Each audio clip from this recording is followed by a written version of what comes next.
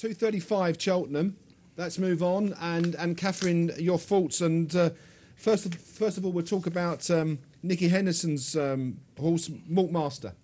Yeah, Maltmaster is, it's not my selection today, Pete. Maltmaster is a horse that I am watching because I'm expecting him to pop up in a festival handicap.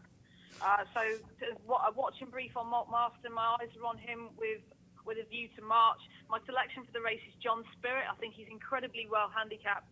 He was running in very hot handicap chases on desperate ground last year. He can make blunders at crucial moments, which you're not really wanting round here. But then he'd had a hard season. He then went to Aintree and ran on good ground with credit in third place, considering he'd been on the go at Winter. He was over the top at Ayr at the Scottish National Meeting. I think he's a very well handicapped horse on 129, and the back trip will suit him. Can I ask you, Catherine, why Tony McCoy would be riding for Charlie Longsdon?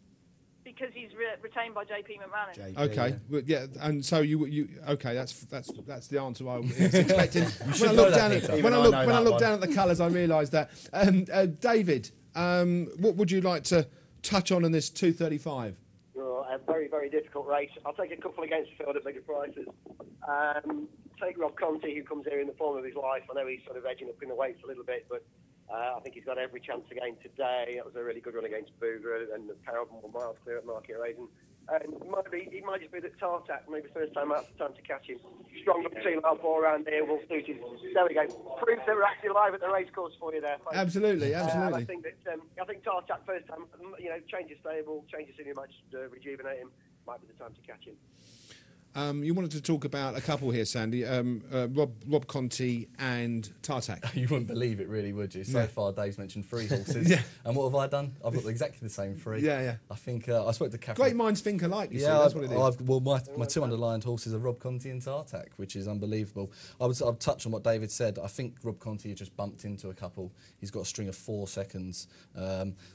That second last time at Market Raisin behind Boogler, the form has worked out very well.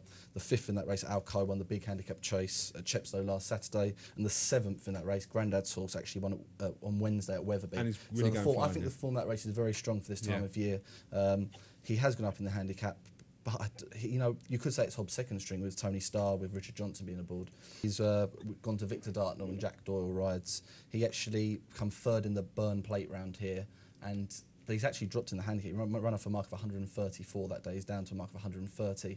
He fell too early in the top and to really know how he was going to run that day. I'm just not sure about Jack Doyle as a jockey. I've always had this thing against him, and he Can I counteract that by saying he's a great jockey?